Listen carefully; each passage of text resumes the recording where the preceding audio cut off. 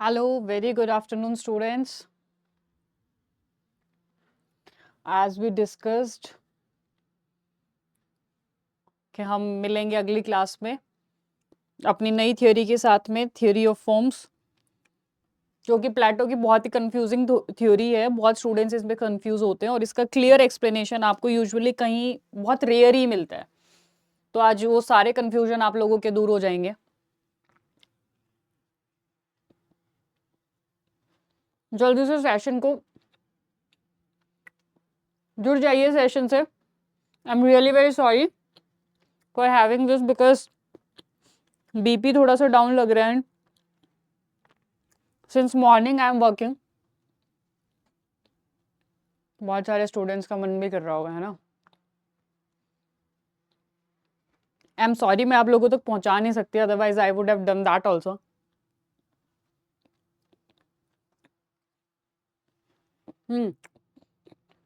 जल्दी से जुड़ जाइए सेशन से, सेशन को शेयर कर दीजिए और जो जो आ गए हैं कमेंट सेक्शन में अपनी अटेंडेंस मार्क कर दीजिए।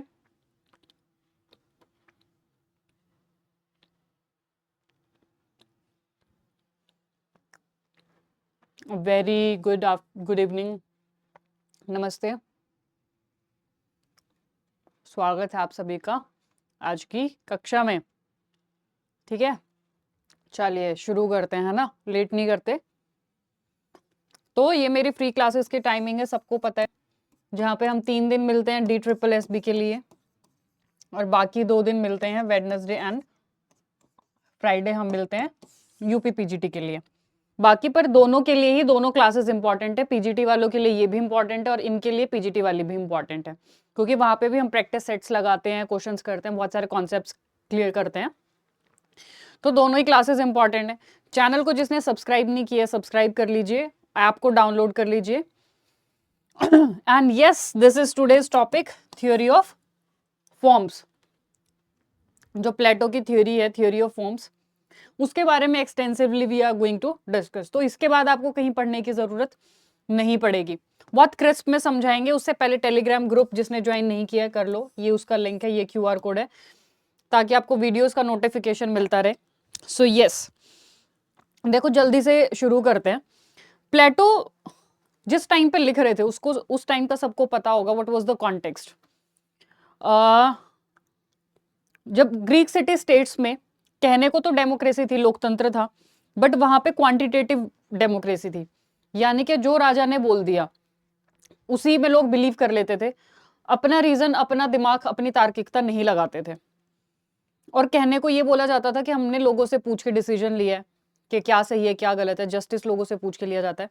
बट भैया फर्ज करो कि लोगों को पता ही नहीं है कि जस्टिस है क्या, लोगों को नॉलेज ही नहीं है, लोगों को असली ज्ञान ही नहीं है जिस भी चीज का, देयर इज नो नॉलेज।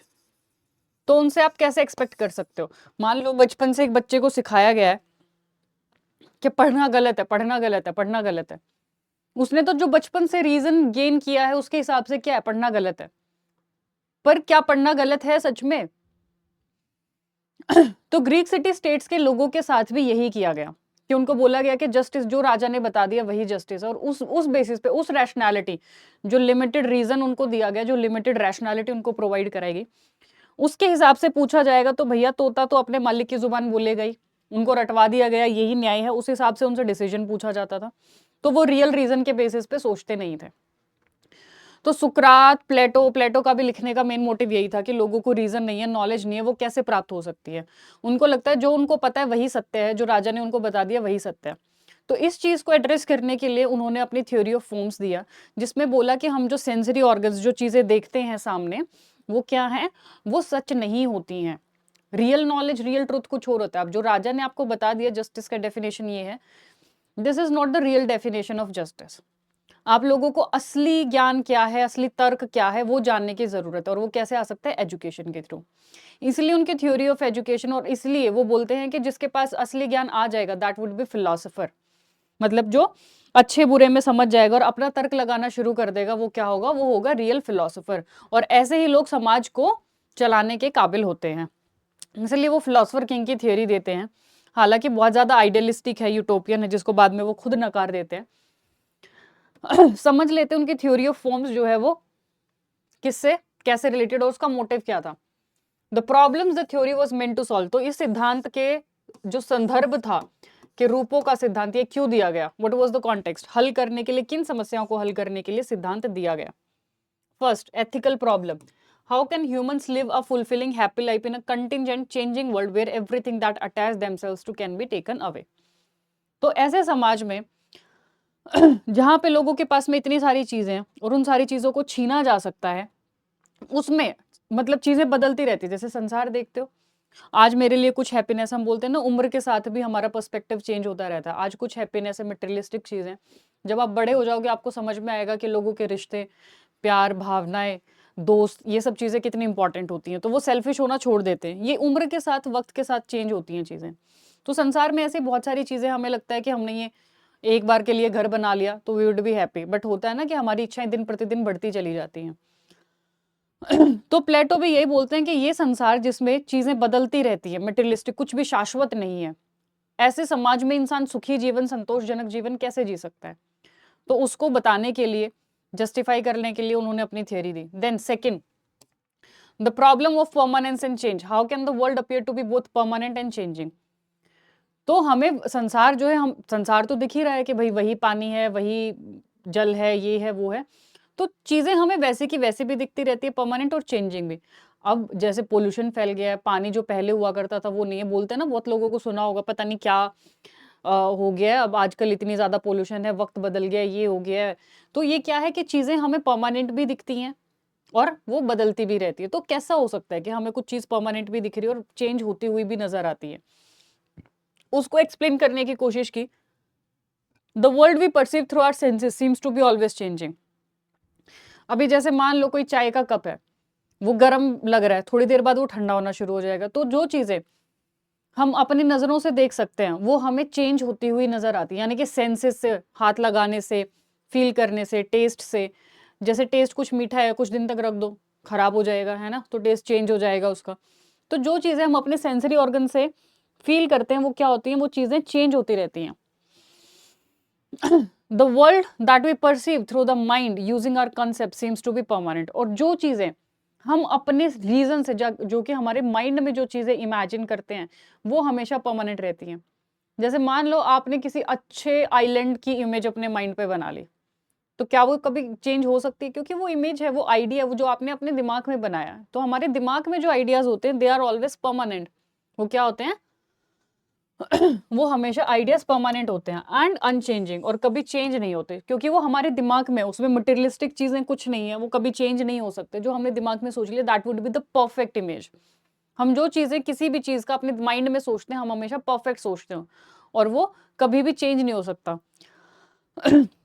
इसी से रिलेटेड देखा होगा कि एक तरफा प्यार जब बोलते हैं, एक तरफा तरफा प्यार बहुत अच्छा होता है। वो क्यों होता है? क्योंकि उसमें दूसरे की इन्वॉल्वमेंट नहीं होती, और क्योंकि हम उसके, एक तरफा प्यार होता है, माइंड में बहुत अच्छी इमेज बना लेते हैं उसकी, है ना, कि ये होगा, बहुत आइडियलिस्टिक वर्ल्ड, और वो कभी चेंज नहीं हो सकता।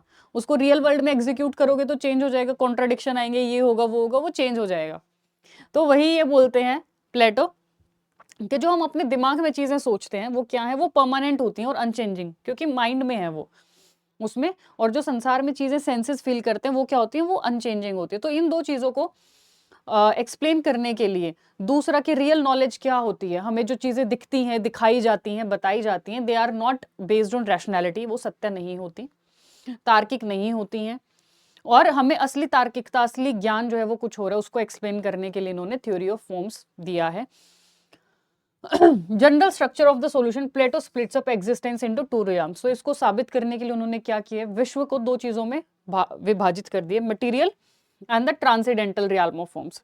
यानी कि भौतिक क्षेत्र, एक तो जो हम अपने सेंसेस से एक्सप्लेन कर सकते हैं, दूसरा रूपों का आध्यात्मिक क्षेत्र, एक जो हम अपने माइंड में इमेजिन करते हैं। ठीक है, तो दो चीजों में विभाजित कर देता है, एक भौतिक क्षेत्र और एक दूसरा ट्रांसेंडेंटल रियल्म ऑफ फॉर्म्स।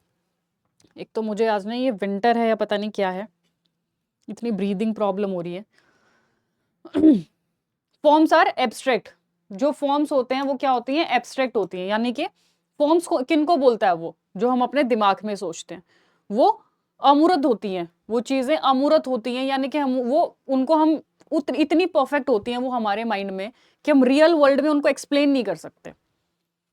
बोलते हैं ना कि हमने एक जैसे मूवीज में देखा होगा कि इतनी जो मैंने सोची थी उसी टाइप की लड़की हो, ये हो वो हो, तो या फिर उस तरीके की जो हम अपने माइंड में किसी रिलेशनशिप की, किसी मनुष्य की, किसी भी चीज की जो इतनी परफेक्ट इमेज बना लेते हैं, तो वो इमेज जो है वो रियल में हम नहीं मतलब उसको गढ़ सकते हैं उस चीज को, क्योंकि दिमाग में हम बहुत परफेक्ट चीज इमेजिन करते हैं, राइट।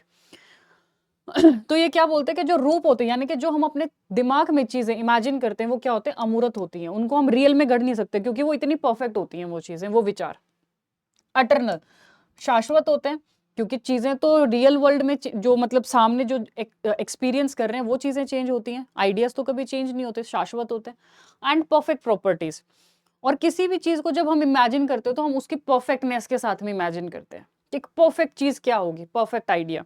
तो दिमाग में जिसे किसी भी चीज का जो भी आइडिया होगा that would be perfect with perfect qualities, existing independently of time space material objects. तो टाइम भी बदलता रहता है, ठीक है, स्पेस चेंज होता है, क्षेत्र जो होता है वो चेंज होता रहता है, और मटेरियल ऑब्जेक्ट्स वो भी आज हैं कल डिमोलिश हो जाएंगे, खत्म हो जाएंगे, ठीक है। तो ये चीजें चेंज होती रहती हैं, बट दिमाग में जो आइडिया होता है वो इररेस्पेक्टिव ऑफ टाइम, जो हमने अगर किसी चीज का परफेक्शन माइंड में इमेजिन कर लिया बचपन में, तो चाहे हम भले ही बूढ़े हो जाएं, वो हमारे दिमाग में रहता ही है ना। तो वो चीज ऐसे की ऐसी रहती है। ऐसे ही वो क्या होता है, टाइम स्पेस बदलने के बाद भी, पर दिमाग में जो आइडिया, जो पिक्चर हमने इमेजिन कर ली, चाहे हम बूढ़े हो जाए, चाहे हम यहाँ हैं या कहीं भी है, दिन है या रात है, वो आइडिया जो है वो कभी भी चेंज नहीं होता, वो फॉर्म कभी चेंज नहीं होगी। एग्जाम्पल देता है क्या, for example the form of roundness exist as a pure and unchanging essence. अब जो किसी भी चीज की प्रकृति होती है, जैसे मान लो हॉर्सीनेस का आइडिया, ये एक हॉर्स एंड हॉर्सीनेस, ये आप लोगों ने सुना भी होगा बहुत, कि घोड़ा है, जो घोड़ा चेंज होता रहता है, यानी कि काला हो सकता है, सफेद हो सकता है, ऊंचा हो सकता है, छोटा हो सकता है, मतलब वेरियस फॉर्म्स हो सकती हैं, पतला हो सकता है, मोटा हो सकता है, बहुत ऐसे मतलब रिफाइंड ब्रीड का, अलग अलग ब्रीड के घोड़े हो सकते हैं। बट जो प्रॉपर्टी है उसकी, द प्रॉपर्टी ऑफ बीइंग हॉर्सीनेस, हॉर्सीनेस की जो प्रॉपर्टी, यानी कि घोड़े के 4 टांगे होती हैं, भाग सकता है, तेज दौड़ता है, चने खाता है, ये क्या है, ये उसकी प्रॉपर्टीज है, ये कभी चेंज नहीं हो सकती। ऐसे कोई चीज गोल है, मान लो जो हमने माइंड में इमेजिन किया, जब गोल है, गोल की हमारे माइंड में शेप बनती है कि ऐसे कुछ भी चीज जो ऐसे राउंड शेप में होगी वो गोल होगी, वो क्या है, प्रॉपर्टी है, बीइंग राउंडनेस, वो गोल होने की क्या है, प्रॉपर्टी है। अब हम संसार में जो भी चीजें देखते हैं, जैसे एक बॉल होती है, वो गोल होती है, कॉइन गोल होता है, टायर गोल होता है, और रोटी गोल होती है, चश्मे आजकल तो गोल नहीं होते हैं खैर, ठीक है, बट चश्मे गोल होते हैं, बोलते हैं ना पाप दादाजी का चश्मा गोल गोल, दादी की रोटी गोल गोल, ठीक है। तो पहले हुआ करते थे, आजकल के तो चश्मे नहीं होते हैं गोल। बट कहने का मतलब क्या है कि जब भी हम कोई गोल चीज, मतलब हम, मैं आपको बोलूं कि ये चीज गोल है, वो क्या है, हम अपने माइंड में इमेजिन करते हैं ऐसा। बट संसार में जो भी गोल रोटी देख रहे हैं, चश्मा देख रहे हैं, कॉइन देख रहे हैं, ये क्या है, ये उसकी वेरियस मैनिफेस्टेशन है। ऐसे ही जब हम माइंड में आइडिया ऑफ हॉर्सीनेस के कोई ऐसी चीज जो तेज दौड़ सकता है, ऐसा दिखेगा, ऐसी उसकी प्रॉपर्टीज होंगी, एक पूंछ होनी चाहिए, 4 टांगे होनी चाहिए, भाग सकता है, सामान ढो सकता है, ऐसी कोई चीज।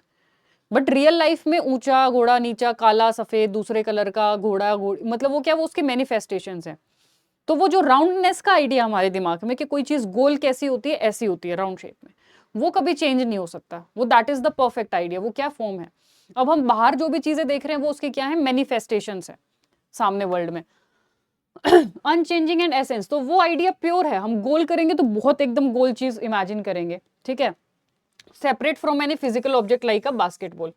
और वो क्या है, वो हमारे माइंड में वो गोल गोल चीज कैसी होती है, क्या होती है, वो कभी चेंज नहीं हो सकता। जैसे मैं आपको बोलूंगी गोल चीज, आपके माइंड में एक पिक्चर कुछ भी बन जाएगी कि गोल मतलब जैसे राउंड शेप, तो वो कभी चेंज नहीं हो सकती। हाँ, सामने आप देखोगे कि राउंड बास्केटबॉल है, फुटबॉल है, टायर है, कॉइन है, जो वो छोटी शेप हो सकती है, बड़ी हो सकती है, बिल्कुल 3D में हो सकती है, दिख सकते हैं, आप हर उस चीज को क्या बोलोगे, गोल है।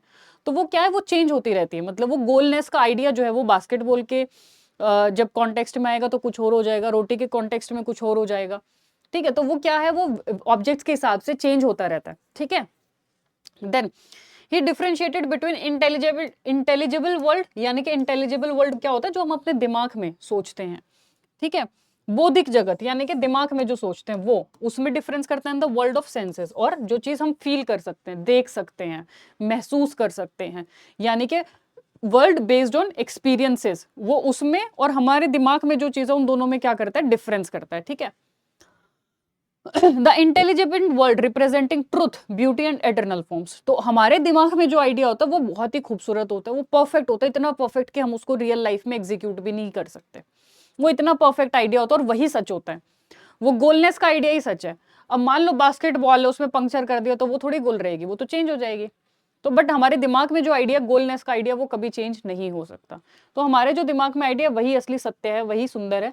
और एटर्नल फॉर्म्स यानी कि वो क्या है, वास्तविक भी है। Is real while the sensory world, लेकिन जिस चीज को हम महसूस कर सकते हैं, which we perceive through our senses, छूने से, सूंघने से, देखने से, और ऐसे भी किसी भी चीज को जब हम सेंसरी वर्ल्ड से महसूस करते हैं, which we perceive through our senses is merely a copy. वो क्या है, उस दिमाग में जो आइडिया उसकी सिर्फ मैनिफेस्टेशन है, उसकी एक रिप्रेजेंटेशन है, उसकी कॉपी है वो चीज। ठीक है। कॉन्स्टेंटली चेंजिंग एंड अनस्टेबल, तो वो क्या होता है, चेंज होता रहता है। गोल है बास्केटबॉल, देखिए वो उस गोलनेस का रिप्रेजेंटेशन है। वो रोटी के चक्कर, रोटी जब बनेगी तो वो भी रिप्रेजेंटेशन है, कोई रोटी छोटी बनेगी, कोई बड़ी रोटी बनेगी। ठीक है। तो वो क्या है कि वो रियल लाइफ में, मतलब जब हम सामने सेंसरी वर्ल्ड में जो देखते हैं वो चेंज होता रहता है वो आइडिया। ये DSSB-PGT का we have started our course, जहां पे आपको लाइव प्लस रिकॉर्डेड क्लासेस मिलती हैं, प्लस पेपर 1 की आपको डेली, वीक में 5 डेज अ वीक आपको पेपर 1 की, पेपर 1 इंपॉर्टेंट है। DSSB-PGT में बच्चे कई बार उसी को छोड़ देते हैं, उसके वेटेज कम होने की वजह से मार्क्स छूट जाते हैं और कट ऑफ में नाम नहीं आ पाता है। तो पेपर 1 की रेगुलर क्लासेस होती है, पेपर 2 की आपको recorded plus live doubt sessions live मिलेंगे। Then forms are transcendent and pure, वो प्योर होती हैं। ठीक है। वो कभी भी चेंज नहीं हो सकती।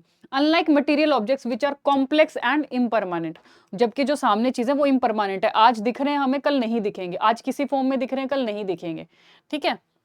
दे serve as archetypes of perfect models with material objects being mere imitations of this ideal forms. तो जो चीजें देखते हैं वो क्या है, सिर्फ उसकी, हमारे दिमाग में जो आइडिया उसकी इमिटेशन है, उसकी नकल है। The real world consist of perfect, eternal and immutable ideas. Real world किसको बोल रहा है, वो रियल वर्ल्ड बोल रहा है जो आइडिया है, यानी कि जो दिमाग में है, जो हमारे दिमाग में है वर्ल्ड, वही रियल वर्ल्ड है। वो सेंसरी वर्ल्ड को रियल नहीं बोलता, वो सत्य नहीं है। ठीक है।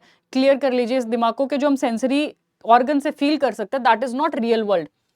The sensory world arise from matter, और वो जो चीजें हैं वो मैटर से, और मैटर क्या होता है, वो चेंज होता रहता है। जो चीजें हम सेंसेस से फील कर सकते हैं, that is matter and that keeps on changing, which is not real, जो वो सत्य नहीं है, क्योंकि चेंज हो रहा है, और जो चीज चेंज हो गई वो सत्य नहीं है, दैट इज नॉट ट्रुथ, जो चीज चेंज हो गई। Serve as raw material to reflect the influence of ideas, बस वो क्या है, हमारे आइडियाज को रिफ्लेक्ट करने का एक जरिया है। हम कोशिश करते हैं उसको परफेक्ट बनाने की, but that can not be perfect because that keeps on changing, और जो चीज चेंज हो गई वो परफेक्ट हो ही नहीं सकती है।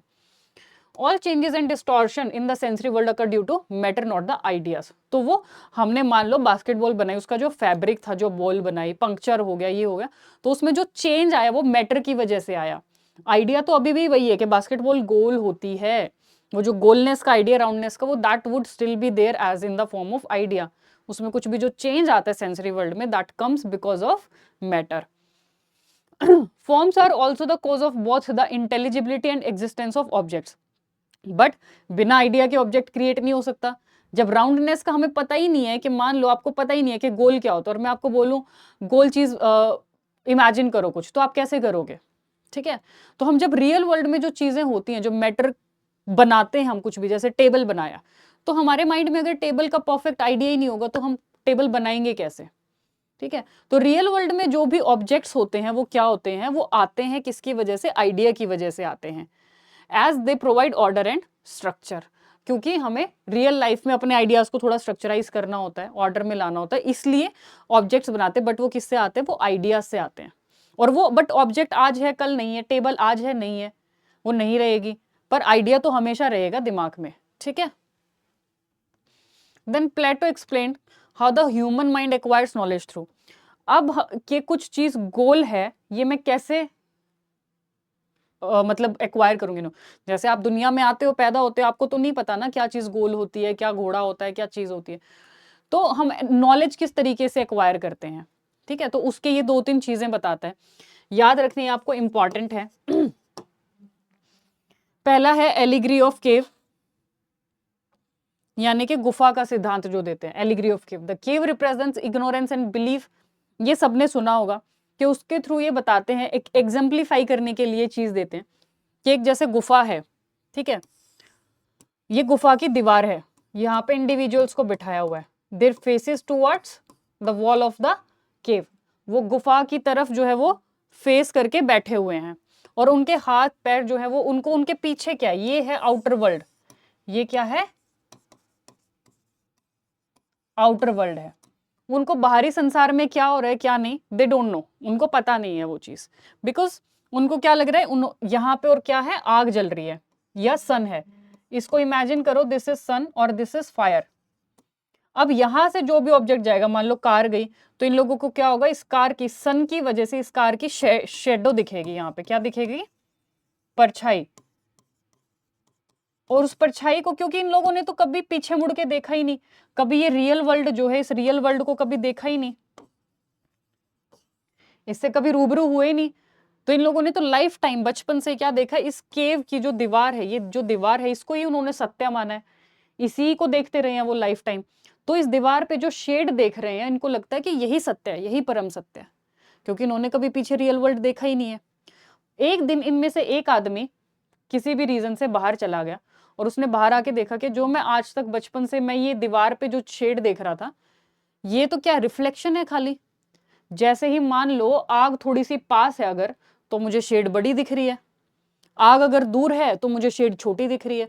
तो वो क्या है, जो मैंने इस दीवार पे जो देखी है शेड्स, वो तो मैनिफेस्टेशंस है, इस संसार की जो बाहर संसार है, इस केव के, इसकी मैनिफेस्टेशन है, इसका रिफ्लेक्शन है, जो कि चेंज होता रहता है, जिसकी कभी छोटी शेड आ रही है, कभी बड़ी आ रही है, कभी ज्यादा डार्क आ रही है, कभी लाइट आ रही है। तो रियल वर्ल्ड तो क्या है, ये है। अभी तक तो मैं क्या था, इग्नोरेंट था, मुझे पता ही नहीं था कि रियल वर्ल्ड क्या है, ठीक है, मेरे पास रीजन ही नहीं था। This is the real world, ये परफेक्ट है, और इसका सोर्स क्या है, सन है। अब ये क्या है, जो इंसान बाहर आया, इसको क्या मिल गई, नॉलेज, इसको मिल गया ज्ञान, ठीक है, और ज्ञान मिल गया, तो अब इसकी रिस्पॉन्सिबिलिटी है कि ये जाए बाकी लोगों को समझाए कि भैया जो तुम देख रहे हो ये क्या है, ये रियल वर्ल्ड नहीं है, दिस इज जस्ट मेरे रिफ्लेक्शन, और आप इग्नोरेंस की सिचुएशन में हो, रियल वर्ल्ड तो बाहर है। अब वो एकदम से जाएगा तो लोग बिलीव नहीं करेंगे, तो इसलिए फिलोसफर किंग की क्या ड्यूटी बताता है कि उसको एजुकेशन के थ्रू धीरे धीरे लोगों को रीजनेबल बनाना है, उनके माइंड में तर्क जगाना है, ठीक है। तो ये केव की थ्योरी के थ्रू समझाने की कोशिश करता है कि कैसे हमारी नॉलेज एनलाइटमेंट कुछ और है, उसका सोर्स कुछ और होता है।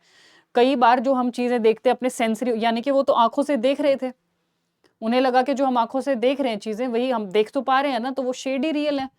बट कई बार आप रीजन नहीं लगाते हो, आप दिमाग नहीं लगाते हो, तो वो क्या है, वो रियल नॉलेज आपको पता नहीं चलती, आप हमेशा you live in a state of ignorance. ऐसे ग्रीक सिटी स्टेट्स के लोग रह रहे थे in a state of ignorance.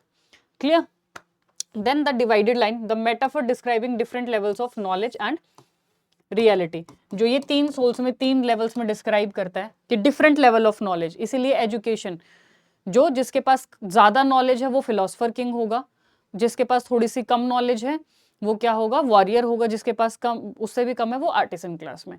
तो ये एक डिवाइड लाइन में डिवाइड कर देता है। देन आता है डॉक्ट्रिन ऑफ फॉर्म्स, जो अभी हमने डिस्कस किया कि विश्व नॉलेज कैसे लेते हैं, कि एक ये इस चीज से डिस्क्राइब करते हैं कि संसार 2 चीजों में विभाजित है, एक आइडिया ऑफ फॉर्म्स जो कि हमारे दिमाग में है, दूसरा आइडिया ऑफ मटेरियलिस्टिक वर्ल्ड, जहां पे जिन चीजों को हम फील करते हैं सेंसरी ऑर्गन्स के थ्रू, और जिनको सेंसरी ऑर्गन्स के थ्रू फील करते हैं वो रियल वर्ल्ड नहीं है, ठीक है, वो रियल वर्ल्ड नहीं है, because these are just the manifestation of something else, वो दूसरे वर्ल्ड का जो हमारे माइंड में है, जो चीजें, जो आइडिया, उसका सिर्फ मैनिफेस्टेशन है।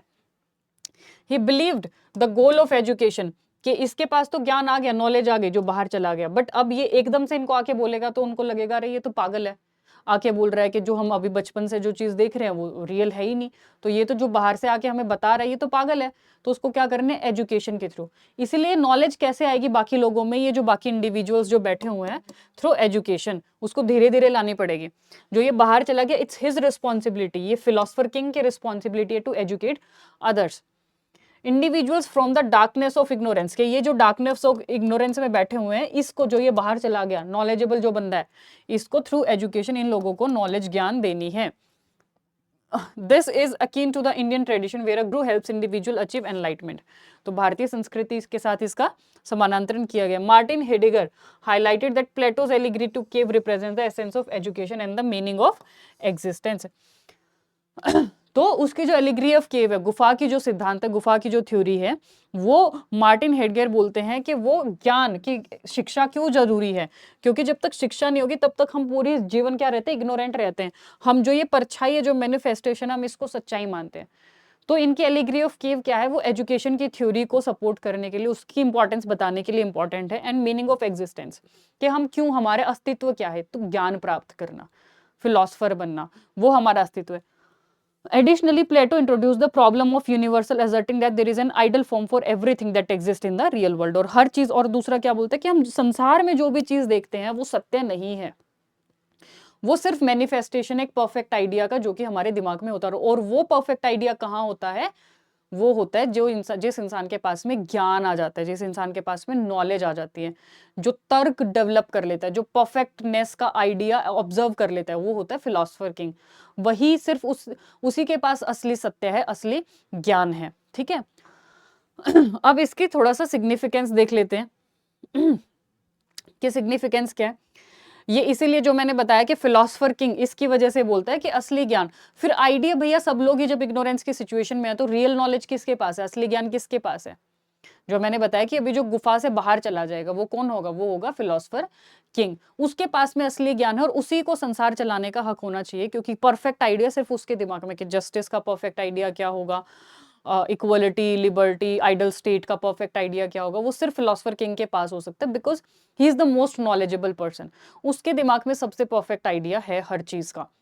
Philosopher were able to comprehend the form of good, कि वो इतना ज्ञान, इतनी एजुकेशन प्राप्त कर लेते हैं कि वो हर चीज का जो फॉर्म ऑफ गुड है, उसका हर चीज का परफेक्ट आइडिया अपने दिमाग में उनके होता है, थ्रू देयर इंटेलेक्ट, अपने चेतना के थ्रू वो प्राप्त कर लेते हैं. And this served as the basis for what he believed as ideal society. और उसी जो कि परम सत्य क्या है, ये ज्ञान फिलोसफर किंग के पास होता है, और उसी के बेसिस पे वो आइडल सोसाइटी बना पाते हैं. This was so because according to Plato, true and reliable knowledge rests only with those who are able to comprehend true reality. और वो true reality कौन ऑब्जर्व कर पाते हैं, असली सत्य, जिनके पास ज्ञान होता है, वर्चू होता है. और ज्ञान किसके पास है, फिलोसफर किंग, उसी के माइंड में परफेक्ट आइडिया, बाकी सब इग्नोरेंस की सिचुएशन में जीते हैं, और वही एक आइडल स्टेट बना सकता है. ठीक है. इसीलिए वो ये पूरी थ्योरी, फॉर्म्स ये सब इसी से रिलेट करके फिर एजुकेशन की थ्योरी देते हैं, इसी से रिलेट करके फिलोसफर किंग की थ्योरी, और उसी से रिलेट करके आइडल सोसाइटी. तो मेन मोटिव फिलोसफर इसका, प्लेटो का क्या है कि हम किस तरीके से एक आइडल सोसाइटी एस्टेब्लिश कर सकते हैं. उसकी हर थ्योरी उसको जस्टिफाई कर रही है कहीं ना कहीं. To perceive this world of form, individual needs to undergo extensive education. सबको शिक्षा प्राप्त करनी पड़ेगी, और उसके लेवल होंगे. सबसे ज्यादा ज्ञान फिलोसफर किंग, कम वॉरियर, उससे कम आर्टिसन क्लास. ठीक है. Who were required to perceive the true reality and form of good so as to be well informed rulers. तो फिलोसफर किंग को एज बहुत अच्छा रूलर बनने के लिए, सबसे परम ज्ञान प्राप्त करने के लिए क्या है, उसको थ्योरी ऑफ एजुकेशन प्राप्त करनी पड़ेगी. इसलिए इतनी एजुकेशन कि जब तक वो फिलोसफर किंग बनने की एज में आता है तब तक वो 50 साल का हो जाता है. तो इतनी ज्यादा एजुकेशन उसको प्राप्त करने की जरूरत है प्लेटो के हिसाब से. ठीक है. I guess this is clear, सबको क्लियर होगा ये. अब थ्योरी ऑफ फॉर्म्स में मेरे हिसाब से तो कभी किसी को कोई प्रॉब्लम नहीं आनी चाहिए, इतना अच्छे से हमने क्लियर किया है. अब मिलेंगे हम कल यूपीपीजीटी की क्लास में, जहां पे हम पॉलिटिकल आइडियोलॉजी के क्वेश्चंस करने वाले हैं. तो कल ज्वाइन करना ना भूलें 3:30 बजे, जहां पे हम पॉलिटिकल आइडियोलॉजी के 20 questions with their proper explanation will be covering in tomorrow's class. So I'll see you people tomorrow at 3:30 on this channel only. तब तक के लिए कीप लर्निंग, कीप वॉचिंग. जिसने सब्सक्राइब नहीं किया सब्सक्राइब कर दो, सेशन को लाइक करना ना भूलें, एंड हम मिलेंगे कल की क्लास में. तब तक के लिए गुड बाय.